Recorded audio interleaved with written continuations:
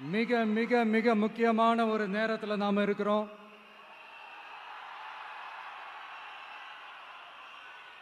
திமுக ஆட்சியை வீட்டுக்கு அனுப்ப போற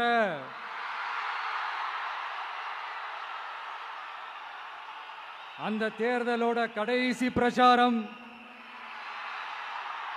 ஸ்டாலின் சாரை வீட்டுக்கு அனுப்ப போற அந்த தேர்தலோட கடைசி பிரச்சாரம். இப்படிப்பட்ட ஒரு ஆட்சியை, அதாவது மக்களை சுத்தமா கண்டுக்காத இப்படிப்பட்ட ஒரு ஆட்சியை, இப்படிப்பட்ட ஒரு தலைவரை வீட்டுக்கு அனுப்ப போற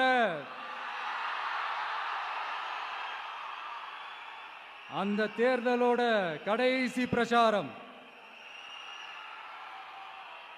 ஆமா, பின்ன இப்படிப்பட்டவங்களை வீட்டுக்கு அனுப்பாம பின்ன என்ன கோட்டைக்கு அனுப்புவாங்க? எத்தனை எத்தனை பொய்யான வாக்குறுதிகள், பொய்யா சொல்லி மக்களை ஏமாத்திக்கிட்டு அவரோட லைஃபை மட்டும் நல்லா உயர்த்திக்கிட்டாரு. ஆனா மக்களோட லைஃபை அவர் எப்படி உயர்த்தினார் தெரியுமா? வீட்டு வரியை உயர்த்திட்டாரு, தண்ணி வரியை உயர்த்திட்டாரு, தொழில் வரியை உயர்த்திட்டாரு, விலைவாசியை உயர்த்திட்டாரு, குப்பைக்கு கூட வரி போட்டாரு. இப்படி மக்களோட கஷ்டங்களை மட்டுமே அவர் உயர்த்தி வச்சிருக்கிறார்.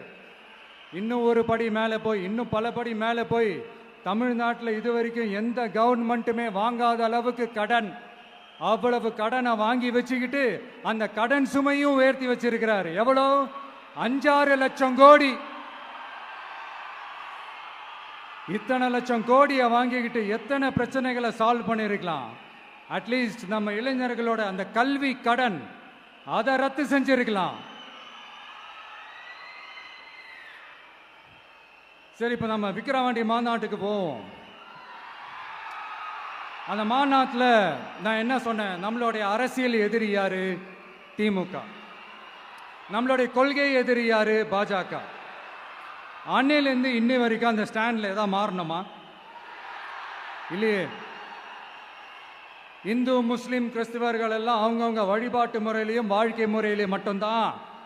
ஆனால் தமிழ்நாடுன்னு வந்துட்டா, ஒற்றுமையை காட்டணும்னு வந்துட்டா, நம்ம கிட்ட யாரும் வாலாட்டவே முடியாது, நம்மளோட நல்லிணக்கத்தை யாரும் நாசம் பண்ணவே முடியாது. சொன்னமா இல்லையா? அன்னிலிருந்து இன்னி வரைக்கும் அந்த ஸ்டாண்ட்ல ஏதாவது மாறணுமா? 1 இன்ச்சு கூட மாறலையே.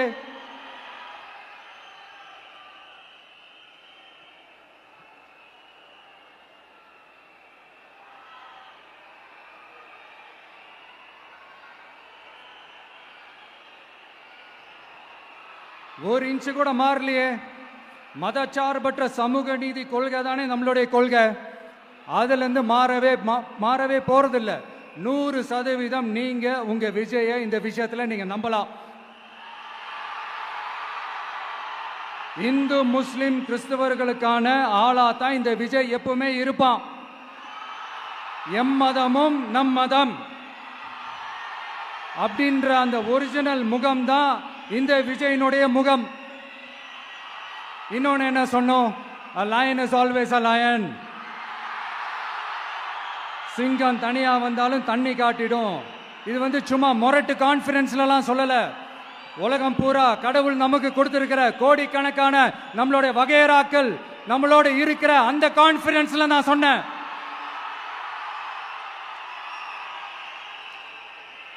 அதனால இந்த விஜய்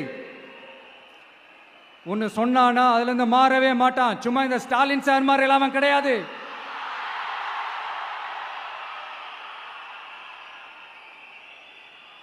இந்த சிறுபான்மை சகோதரர்களுடைய ஓட்டு வாங்கிறதுக்காக ஒரு பக்கம் கோடியா செலவு பண்ணி தமிழ்நாட்டு காங்கிரஸ் தூக்கி பைக்குள்ள போட்டுக்க வேண்டியது, இன்னொரு பக்கம் கட்சியை காப்பாத்திக்கணுங்கிறதுக்காக பாஜகவோட மறைமுக கூட்டணியில் இருக்க வேண்டியது, ஒரு பக்கம் கதர் வேஷம் போட வேண்டியது, இன்னொரு பக்கம் காவி வேஷம் போட வேண்டியது.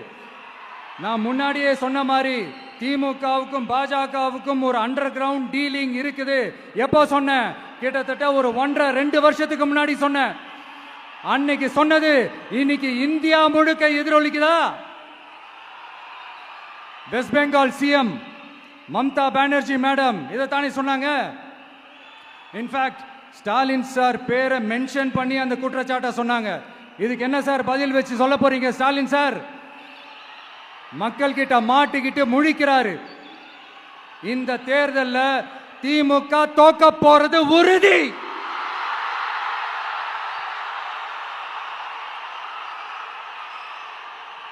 தோத்துட்டு அந்த ஆஃப்டர் எலெக்ஷன்ஸ் அந்த எஃபெக்ட் என்னவா இருக்கும்னு இப்பவே சொல்றேன். கட்சியை காப்பாத்திக்கணும்ல, ஏகப்பட்ட கேஸ் எல்லாம் இருக்குதுல்ல, லஞ்ச கேஸ், ஊழல் கேஸ், திருட்டு கேஸ், அவங்க குடும்பத்து மேல, மினிஸ்டர்ஸ் மேல எல்லாத்தையும் காப்பாத்திக்கணும்ல. போய் மோடி அவர்கள் காலையும் அமித்ஷா அவர்கள் காலையும் திமுக விழுதா இல்லையான்னு பாருங்க. அன்னைக்கு தெரியும் மக்களே, சிறுபான்மை சகோதரர்களே, அன்னைக்கு தெரியும் இந்த திமுகவோட மொத்த சாயமும் வெளுக்க போகுது. அது மட்டுமா, பாஜகவோட முதல் அடிமை யாருன்னு போட்டி வேற. நீயா நானா, நானா நீயா, யாருக்கு யாருக்கும், இந்த திமுகவுக்கும் மற்றும் பலருக்கும். அதனால சிறுபான்மை சகோதரர்களோட இந்த விஜய் கூடவே நிப்பான் நிப்பான் நிப்பான். அதுல எந்த மாற்று கருத்துமே கிடையாது.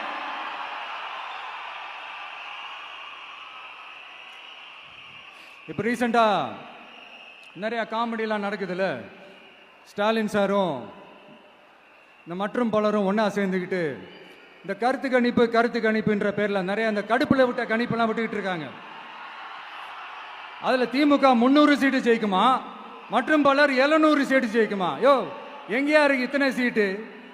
குர்ட்டா மேட்டுக்கு சும்மா அடிச்சு விடுறது, ஒரு தில்லமுள்ளுக்கு ஒரு அளவே இல்லை. 40 வயசுக்குள்ள இருக்கிறவங்க மட்டும்தான் விஜய்க்கு ஓட்டு போடுவாங்களாம். 50 வயசுக்குள்ள இருக்கிறவங்க மட்டும்தான் இந்த விஜய்க்கு போனா போதுன்னு ஓட்டு போடுவாங்களாம். இந்த 40 வயசுக்குள்ள இருக்கிறாங்களா இந்த ஓட்டர்ஸ், அவங்களாம் ரொம்ப கம்மியா. ஆனா இந்த 50லேருந்து 80 வயசு வரைக்கும் இருக்கிறாங்களே அந்த ஓட்டர்ஸ் ரொம்ப ஜாஸ்தியா. ஆனா அவங்க யாரும் விஜய்க்கு ஓட்டு போட மாட்டாங்களாம்.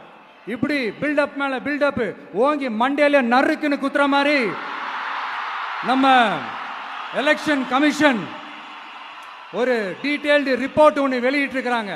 அதுல 40 வயசுக்குள்ள இருக்கிற அந்த ஓட்டர்ஸ் 2,37,00,000 சொச்சமா. அதுல 50 வயசுக்குள்ள இருக்கிறவங்களையும் உள்ள சேர்த்துக்கிட்டீங்கன்னா 3,65,00,000 சொச்சமா. அந்த 3,65,00,000 சொச்சத்துல 50 வயசுக்குள்ள இருக்கிற நம்மளோட அக்கா தங்கச்சிங்க மட்டும் எவ்வளவு தெரியுமா? 1,77,00,000 சொச்சமா. எங்கடா போனீங்க கடுப்புல விட்ட கணிப்பாளர்களே? எங்க போனீங்க? சும்மா டர்னா டர்தான்.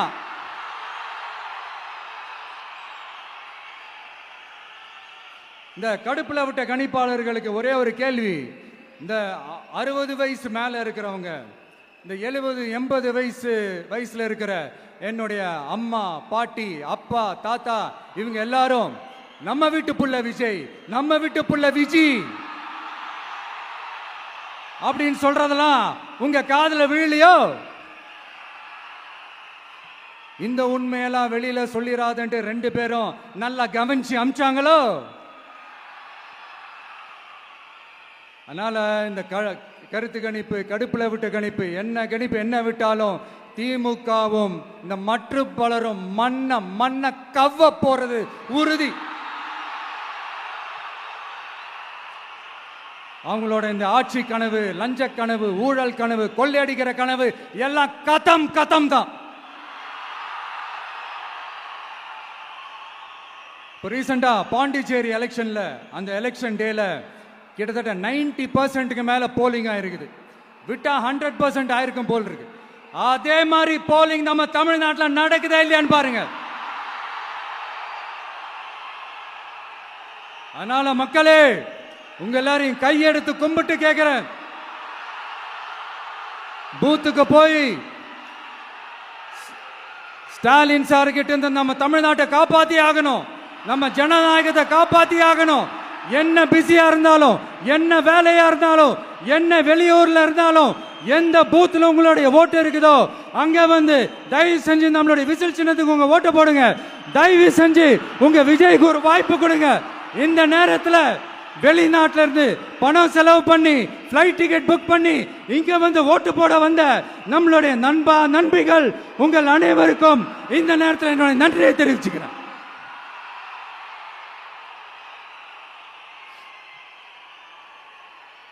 அடுத்து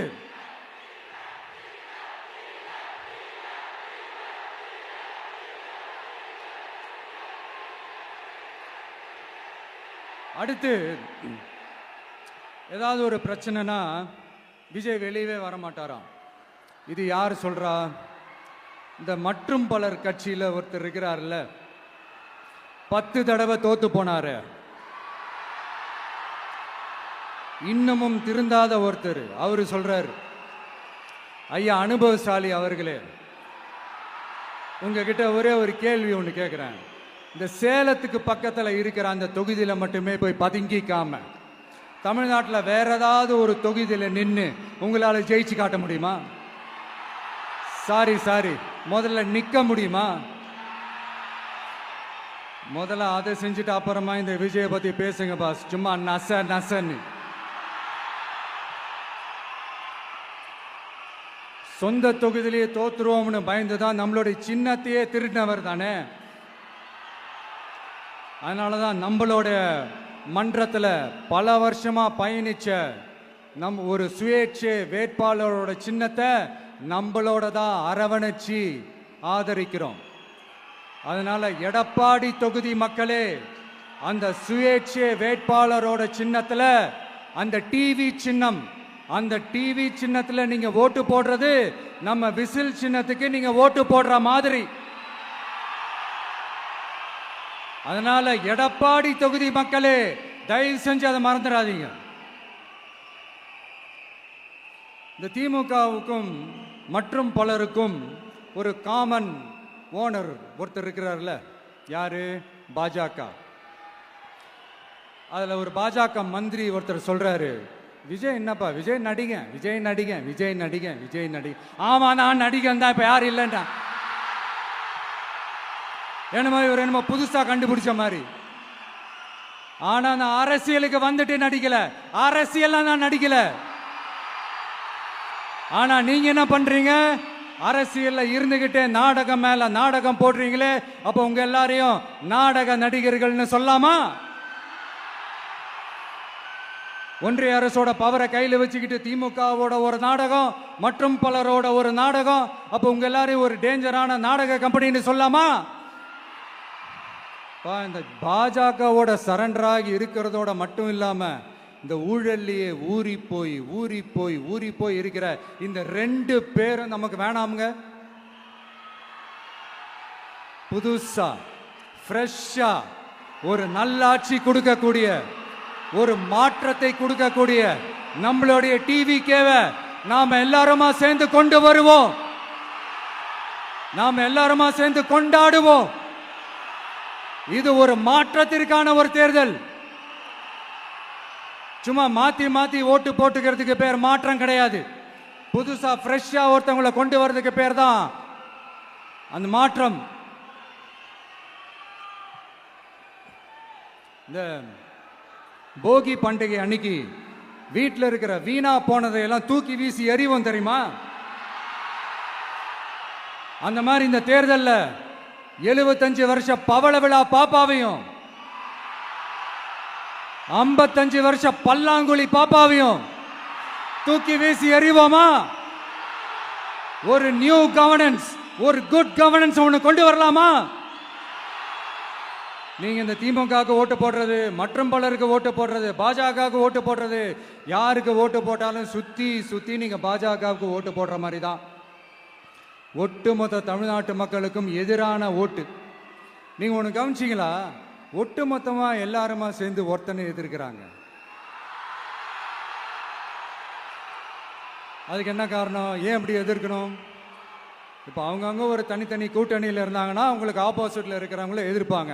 ஆனா ஒட்டுமொத்தமா எல்லாருமா சேர்ந்து ஒருத்தனை எதிர்க்கிறாங்க. அதுக்கு என்ன காரணம்? ஒட்டுமொத்தமா எல்லாருமா சேர்ந்து ஒரே கூட்டணியில் இருக்கிறாங்க. என்ன தப்பு பண்ணிட்டான் இந்த விஜய்?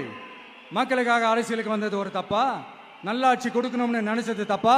ஊழலை செய்யக்கூடாதுன்னு நினைச்சது தப்பா? லஞ்சமே வாங்கக்கூடாதுன்னு நினைச்சது தப்பா? பெண்களுக்கு பாதுகாப்பு ஒழுங்கா இருக்கணும்னு நினைச்சது தப்பா?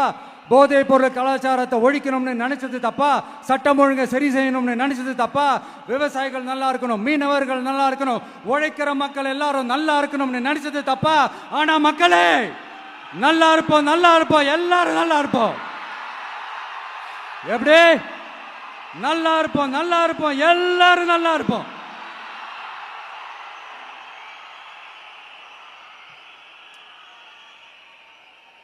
இந்த நேரத்தில் ஒவ்வொரு வீட்டில் இருக்கிற என்னுடைய குட்டி நண்பா நண்பீஸுக்கு ஒரு ரிக்வெஸ்ட். உங்களுக்கு ஏதாவது ஒரு சாக்லேட்டோ இல்லை ஏதாவது ஒரு கிண்டர் ஜாய் வேணும் அப்படின்னா அழுது அடம் பிடிச்சி சக்ஸஸ் பண்ணிடுறீங்கல்ல, அந்த மாதிரி உங்களுக்கு ஏதாவது ஒரு ட்ரெஸ் வேணும்னா அழுது அடம் பிடிச்சி சக்ஸஸ் பண்ணிடுறீங்களே, அந்த மாதிரி உங்களுக்கு பிடிச்ச இந்த விஜய் மாமாவுக்காக, இந்த விஜய் மாமா ஜெயிக்கணுன்றதுக்காக, நம்ம தமிழ்நாடு ஜெயிக்கணுன்றதுக்காக உங்க வீட்டில் இருக்கிற உங்களுடைய அம்மா அப்பா சித்தி சித்தப்பா பெரியப்பா பெரியம்மா ஒவ்வொரு வீட்டில் இருக்கிற ஓட்டு போடுற வயசுல இருக்கிற அண்ணா அக்கா எல்லாருக்கிட்டையும் விசில் சின்னதுக்கு ஓட்டு போட சொல்லுங்க. சப்போஸ் யாராவது ஓட்டு போடாம வீட்டில் உட்கார்ந்துட்டு இருந்தாங்கன்னா அவங்க காதலியே போய் அன்பா விசில ஊதி ஓட்டு போட ஓட வைங்க. விசிலுக்கு ஓட்டு போடுற வரைக்கும் விடாதீங்க. இப்படிதான் இருக்க போது இந்த தேர்தல். இந்த கூட்டணி கணக்கெல்லாம் தூள் தூள் ஆயிடுச்சு. இந்த அரித்மேட்டிக்ஸ் மேத்தமேட்டிக்ஸ் எல்லாம் தூள் தூள் ஆயிடுச்சு. அடுத்து இந்த ஓட்டுக்கு காசு கொடுத்து இந்த சத்தியம் வாங்குறது எல்லாம் பொய் சத்தியம், பொய்யர்கள் வாங்குற சத்தியம், அதெல்லாம் நம்பாதீங்க. அடுத்து இந்த பாஜக வந்துடும், இந்த பூச்சாண்டி வேலையெல்லாம் சுத்தமா எடுபடாது. இந்த பாசிச சக்திகள்லாம் சுத்தமா எடுபடாது. மக்கள் ஆல்ரெடி டிசைட் பண்ணிட்டாங்க. இந்த திமுகவும் வேணாம், மற்றும் பலரும் வேணாம், முக்கியமா இந்த பாஜக வேணவே வேணாம், ஆல்ரெடி டிசைடட். அதனால இந்த சர்வே கீர்வே எதையும் நம்பாதீங்க. மலையாய் உயர்ந்து நிக்கிற நம்ம மக்கள் மிகப்பெரிய விசில் அலையா இருக்க போற இந்த எலெக்ஷன், வாகை சூடும் வரலாறு திரும்ப போற இந்த எலெக்ஷன்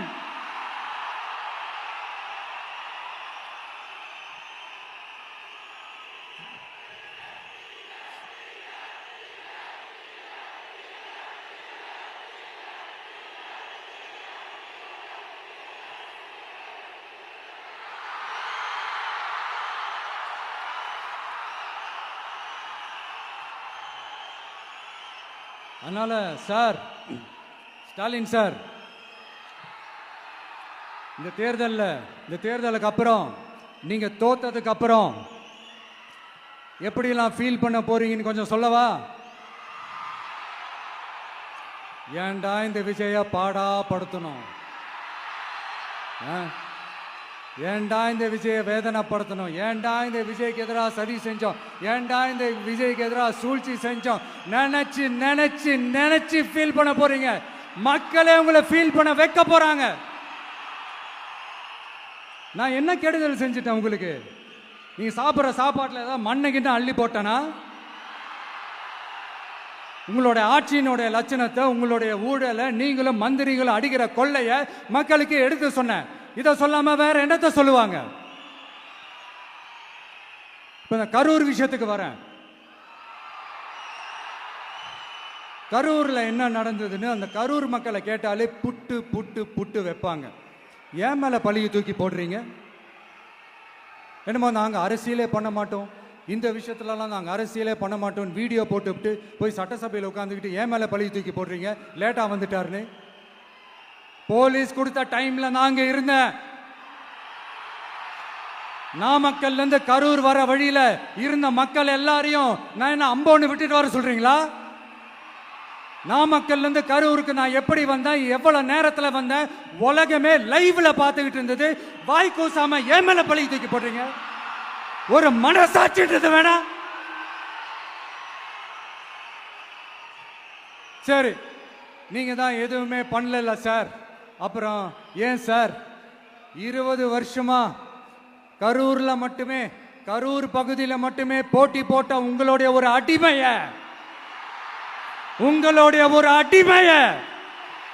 ஏன் கோயம்புத்தூர் வரைக்கும் ஓட வச்சீங்க?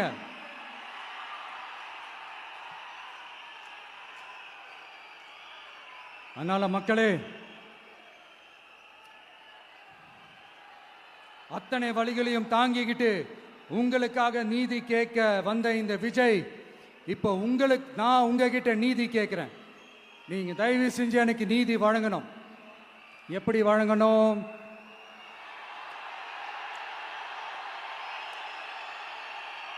நாள் நடைக்கு ஏப்ரல் 23ஆம் தேதி சும்மா காலங்காத்தால பக்காவா ரெடி ஆயிட்டு ஓட்டர் ஐடி கார்டை கையில எடுத்துக்கிட்டு வீட்டில் இருக்கிற சாமியெல்லாம் நல்லா கும்பிட்டுட்டு உங்க பக்கத்து வீட்டுக்காரங்க ஏத்து வீட்டுக்காரங்க அங்கிள் ஆண்டி எல்லாரையும் சந்தோஷமா கூட்டிட்டு முதல்ல பூத்துல போய் நின்று அந்த விசில் சின்னத்துக்கு நேரா இருக்கிற அந்த பட்டினை ஒரு அழுத்துங்க.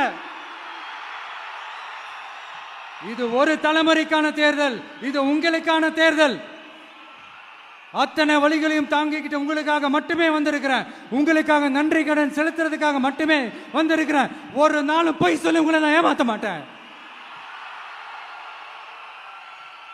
ஒரே ஒரு வாட்டி ஆசையா இருக்கு, ஒரே ஒரு வாட்டி ரிப்பீட் பண்ணிக்கிட்டுமா? கடைசியா இந்த 4 முனை போட்டி 40 முனை போட்டி எத்தனை முனை போட்டி எத்தனை உருட்டினாலும் இங்க 2 முனை போட்டி தான். ஒன்று இன்னொன்னு எஸ், ஒன்னு டிவிகே, இன்னொன்னு டிஎம்கே. மக்கள் விரோத ஆட்சி நடத்துற ஸ்டாலின் சார் வேணுமா? மக்களை நேசிக்கிறவங்க விஜய் வேணுமா? அவ்வளவுதான் இந்த எலெக்ஷனு. அதனால உங்க பிள்ளைக்கு, உங்க மகனுக்கு, உங்க அண்ணனுக்கு, உங்க தம்பிக்கு, உங்க விஜய்க்கு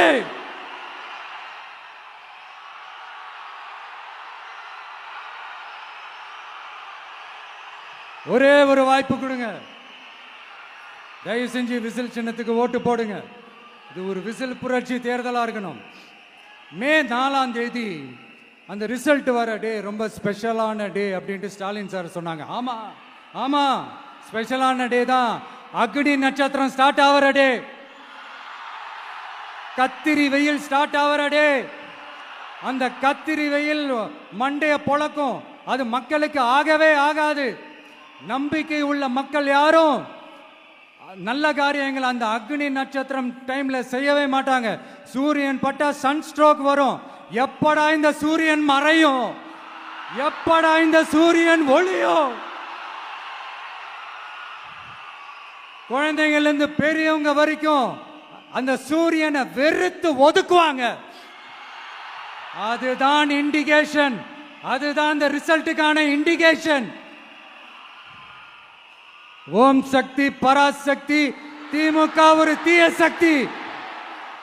அந்த தீய சக்தியை ஒட்டுமொத்த தமிழ்நாட்டு மக்களும் ஓட ஓட ஓட விரட்டி ஃபுல் ஸ்டாப் வைக்க போற நாள் மே 4th.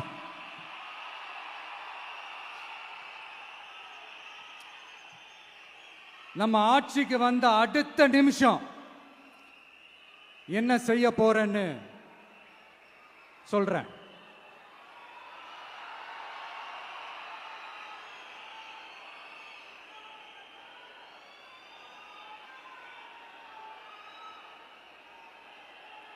நம்பர் 1, தமிழ்நாட்டில் இருக்கிற எல்லா குடும்பங்களுக்கும் உறுதுணையா இருக்கத்தான் நாம் அரசியலுக்கே வந்தோம். அந்த எண்ணத்தோட வெளிப்பாடு தான் நம்மளோட ஒவ்வொரு குடும்பத்திற்குமான உத்தரவாதம். 200 யூனிட் கட்டணமில்லா மின்சாரம். நம்பர் 2, என்னோட பாட்டி, அம்மா, அக்கா, தங்கச்சிங்க எல்லாரும் தமிழ்நாட்டில் எல்லா இடத்துக்கும் அனைத்து அரசு பேருந்துகளிலும் கட்டணம் இல்லாமலே போகலாம். நம்பர் 3, சட்டம் ஒழுங்கு சரியா ரொம்ப ஸ்ட்ரிக்டா நிலைநாட்டியே தீருவோம். அதோட வெளிப்பாடா பெண்கள் பாதுகாப்புக்கான மிக கடுமையான சிறப்பு சட்டம் கொண்டு வரப்படும். அது மட்டும் இல்ல, நம்ம இளைஞர்களோட பாதுகாப்புக்காக போதைப் பொருள் தடுப்பு மற்றும் ஒழிப்புக்கான சிறப்பு சட்டம் கொண்டு வரப்படும்.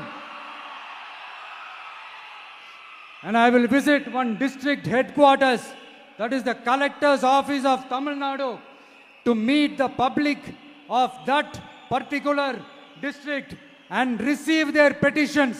இதை நான் ரெகுலரா பண்ணுவேன். இதெல்லாம் செய்வோம். இதோட நாம சொன்னதெல்லாம் கொஞ்சம் கொஞ்சமா நம்ம ஆட்சிக்கு வந்ததுக்கு அப்புறம் செஞ்சு காட்டுவோம். சொல்லாததையும் செய்வோம், அது வேற விஷயம். ஆனா இப்போ நம்மளால செய்யறத செய்ய முடிஞ்சதை மட்டும் இப்போதைக்கு நான் சொல்லியிருக்கிறேன். மக்களே, நாளைக்கு ஏப்ரல் 23ஆம் தேதி அன்னைக்கு ஒரு நாள் மட்டும் இந்த விஜய் சொல்றத கேளுங்க. கேட்டுட்டு தயவு செஞ்சு விசில் சின்னத்துக்கு ஓட்டு போடுங்க. அடுத்து வர 5 வருஷம், அது என்ன 5 வருஷம், அடுத்து வர எல்லா வருஷமும் நீங்க சொல்றத நான் கேட்கிறேன். நீங்க சொல்றத இந்த விஜய் கேட்பான். கான்பிடண்டா இருங்க, நல்லதே நடக்கும். வெற்றி நிச்சயம், வெற்றி நிச்சயம், வெற்றி நிச்சயம். மீண்டும் சந்திக்கும் வரை, மீண்டும் சந்திக்கும் வரை நன்றி, வணக்கம்.